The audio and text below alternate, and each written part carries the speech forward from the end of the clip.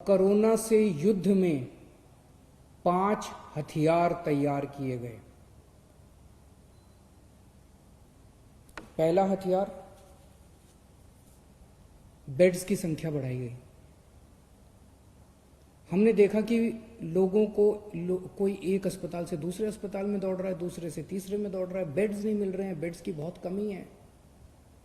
मेरे पास रात रात भर फोन आते थे, मैं रात रात भर जाग के लोगों के लिए बेड्स का इंतजाम करता था। पिछले कुछ दिनों से फोन आने बंद हो गए हैं। पिछले 1 महीने में हमने दिल्ली के अस्पतालों में कोरोना के मरीजों के लिए बहुत बड़े स्तर के ऊपर बेड्स का इंतजाम किया है। हमने सबसे पहला निर्णय लिया कि दिल्ली के सारे बड़े अस्पतालों में कम से कम 40% बेड्स कोरोना के मरीजों के लिए रिजर्व कर दिए। दूसरा बड़ा निर्णय लिया, दिल्ली के कुछ एक चंद बड़े अस्पतालों को, प्राइवेट और सरकारी अस्पतालों को पूरी तरह से कोरोना अस्पताल डिक्लेयर कर दिया गया।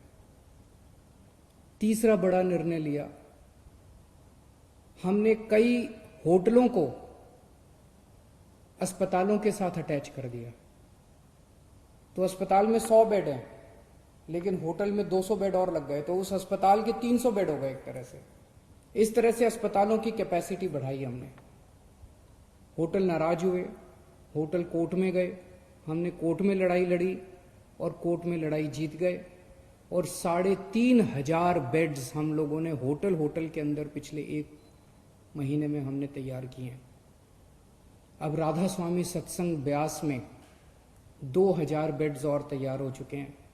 10,000 बेड्स बहुत जल्दी तैयार हो जाएंगे। बुराड़ी अस्पताल जो अभी कंस्ट्रक्शन चल रहा था, उसको टेम्पोरेरी बेसिस पे 450 बेड्स वहाँ तैयार कर दिए। तो पिछले 1 हफ्ते में पहला हथियार हमारा ये था, कोरोना के खिलाफ युद्ध में हमारा पहला हथियार था कि बेड्स की संख्या बहुत बड़े स्तर पे बढ़ा दी जाए।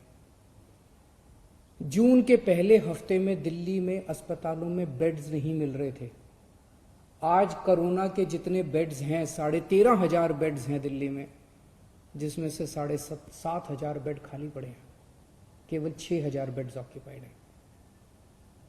अभी बेड्स की फिलहाल कमी नहीं है, प्राइवेट में भी और सरकार में भी। लेकिन हमें हाथ पे हाथ रख के नहीं बैठना। अभी आगे का भी हम इंतजाम कर रहे हैं, और भी बेड्स खाली पड़े रहे बेड्स, लेकिन बाई चांस कल को कोरोना बढ़ गया तो उसकी तैयारी करनी है, इसलिए और भी खूब बेड्स का हम इंतजाम कर रहे हैं। दूसरा हथियार हमारा था टेस्टिंग एंड आइसोलेशन।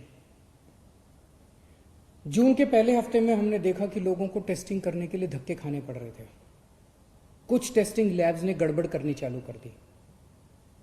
पॉजिटिव को नेगेटिव दिखा देते थे, नेगेटिव को पॉजिटिव दिखा देते थे। उन लैब्स के खिलाफ एक्शन लेना पड़ा और हमने कई सारे कदम उठाए।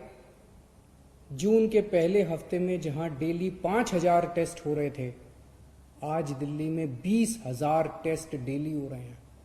देश में लगभग सबसे ज्यादा टेस्ट डेली दिल्ली में हो रहे हैं। 20,000 टेस्ट डेली। अब किसी की शिकायत नहीं आ रही है कि टेस्टिंग में दिक्कत है।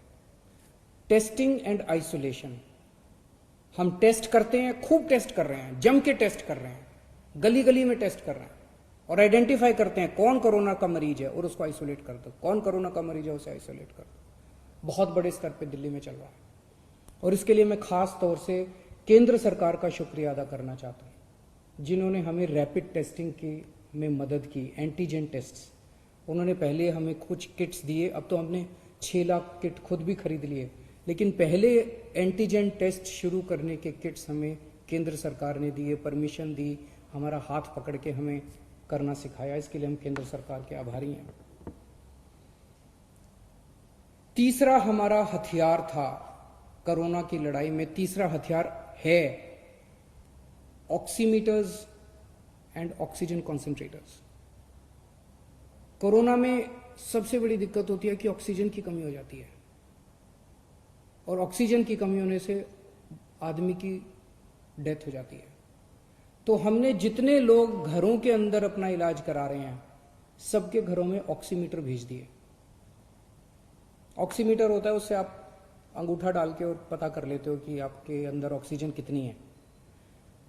तो हमने सारे पेशेंट्स को बोला भाई घंटे 2 घंटे में अपनी चेकिंग कर लेना, अगर आपकी ऑक्सीजन का लेवल कम हो हमें फ़ोन कर देना, हम आपके घर ऑक्सीजन भेज देंगे और आपको अस्पताल में शिफ्ट कर देंगे।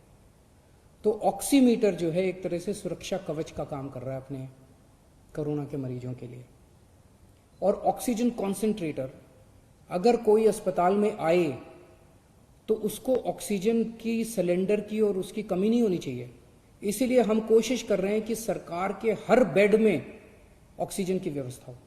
तो लगभग 4000 ऑक्सीजन कॉन्सेंट्रेटर खरीदे हैं। ऑक्सीजन कॉन्सेंट्रेटर होते हैं जिससे आपको ऑक्सीजन मिल सकती है। तो हम कोशिश है कि दिल्ली सरकार के हर अस्पताल के हर बेड के ऊपर आपको आज ऑक्सीजन मुहैया कराने की कोशिश की जा रही है। तो ये हमारा तीसरा हथियार है। चौथा हथियार है आज कोरोना के इस खिलाफ युद्ध में प्लाज्मा थेरेपी। इसमें दिल्ली ने पूरे देश के लिए एक तरह से रास्ता दिखाया।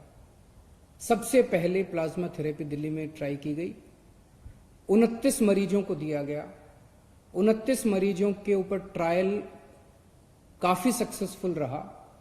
उसके नतीजे हम लोगों ने केंद्र सरकार को ड्रग कंट्रोलर ऑफ इंडिया को दिए और drug and controller of India ने उसके बाद फिर दिल्ली सरकार के अस्पतालों में भी और अन्य प्राइवेट और केंद्र सरकार के अस्पतालों के लिए भी मंजूरी देनी चालू की है प्लाज्मा थेरेपी से। अब प्लाज्मा थेरेपी जो है वो कई लोग इस्तेमाल कर रहे हैं।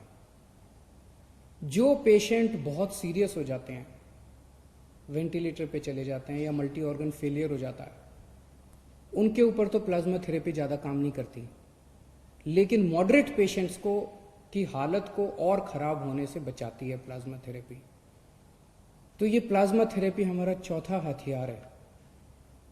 और पांचवा हथियार है सर्वे एंड स्क्रीनिंग। आज से दिल्ली के अंदर सेरोलॉजिकल सर्वे शुरू हो रहा है। 20,000 लोगों का सेरोलॉजिकल सर्वे होगा। घर घर के अंदर जाके सेरोलॉजिकल सर्वे कर रहे हैं, जिससे पता चलेगा कि दिल्ली में किस लेवल पे कोरोना फैला हुआ है। इस तरह के और भी खूब सर्वे और स्क्रीनिंग चलते रहेंगे। तो ये 5 हथियार हमारे हैं कोरोना के खिलाफ। हम खास तौर से केंद्र सरकार का शुक्रिया अदा करना चाहते हैं, जिन्होंने इस लड़ाई में हमें कदम कदम पे सहयोग दिया। हम मीडिया का शुक्रिया अदा करना चाहते हैं, जिन्होंने हमारी समय समय पे कमियां बताई, गलतियां बताई, ताकि हमें मौका मिला उनको सुधार करने का। बहुत सारी समाज सेवी संस्थाएं हैं जो हमें इस पूरी मुहिम के अंदर दिल्ली वालों की मदद कर रही हैं।